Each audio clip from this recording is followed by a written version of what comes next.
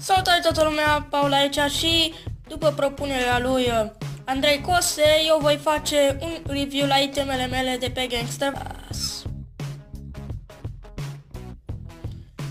Ok, deci mai bine m-aș grăbi.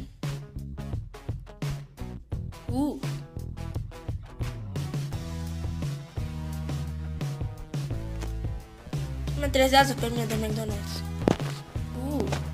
Oh, yeah! Oh, yeah! N-am las, noroc. Hai să începem, boss. O să fac un review doar la armele, așa rapid. Am Firex de level 1, Baseball Bat de level 1, 2 și 3, Guitar de level 1 și 2, Ray de level 1 și 2, Instrument de level 3, Voyage de level 1 și 2, Little Hands de level 1, War de level 1, 2 și 3, Shotgun Hammer Deluxe, Ice Axe de level 2 și 3, Flare Pro Barrel, Handgun level 1, 2 și 3, Revolver de level 1, 2 și 3 și Six Shooter de level 1 și 3, Ray Gun de level 1, Handgun Double level 1 și 2 și un Hack Blaster de level 1. Hack Blaster 1 de level 1. Mini SMG level 2, SMG level 1, SMG level 2. Pacifist SMG level 2,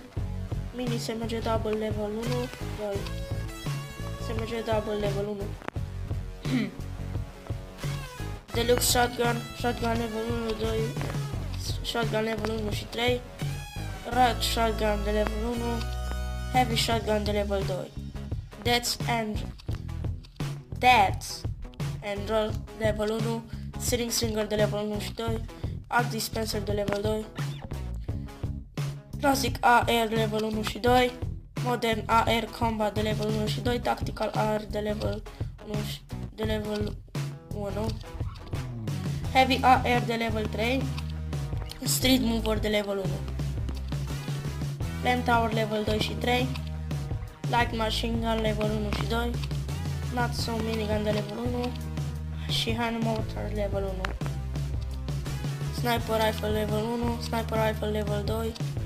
Marksman Rifle level 2 și atât. Deci singurul lucru pe care l-am este Post-Apocalyptic Ride de level 1, zi asta, Deadly Flyer de level 1, Damocles level 1 și 2, Free Flight 132 level 1 și Cacklor de level 1, ce nume ciudat. Deadly Dingy level 2, CRI level 1, CRAG level 1 și Tobico de level 1. Cube de Love, Dash Cap Series level 1, 2, Kearsarge level 1, SS level 1, Kiger SS level 1, Whitpale 426 level 1 și 2, Choto level 1, Eunomia de level 1 și 2, Guardian de level 1 și 3, High Roller de level 1 și 2, Taxi level 1 și 2, V5 GSTR de level 1 și 2, D340 level 1 și 2, Pecari level 1, Crapo level 1, Towny level 1 și level 2, Sand Soldier level 1, Bastille ATMP level 1, Balista level 1, The Hypno Ox level 1, Fire Engine level 1, Rolimus level 1, Micmac level 1, Bullhead de level 1, Dry Cleaning Van de level 2, Barrel level 1, Heifer level 1, Box SS level 1, The Pimper, nu, ăsta nu, HXR 770 level 1, MT6X level 3, Zesto level 2, Tafano de level 1 și Tafano 50 de level 1 și 2, Fade Cut de level 1 și 2,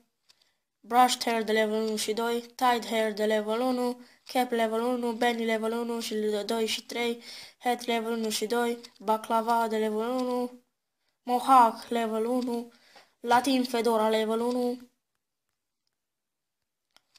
Bunny Ears level 1, Humorist Hat level 1, Tennis Pro Sweat Band level 2 și 3, Speed Skating Helmet level 1 și 2, Baron de Bone Stop Hat level 1, Surgeon's Scrap Cap de level 1, Letter David Horns level 2 și High Tech Haste Googles level 3. Aici am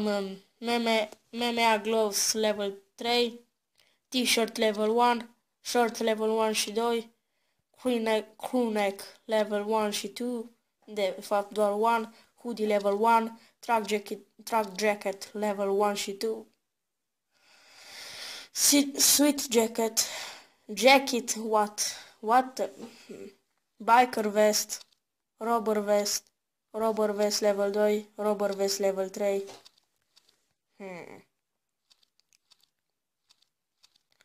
Bunny Body level 1, Tennis Pros Polo level 1 și 2,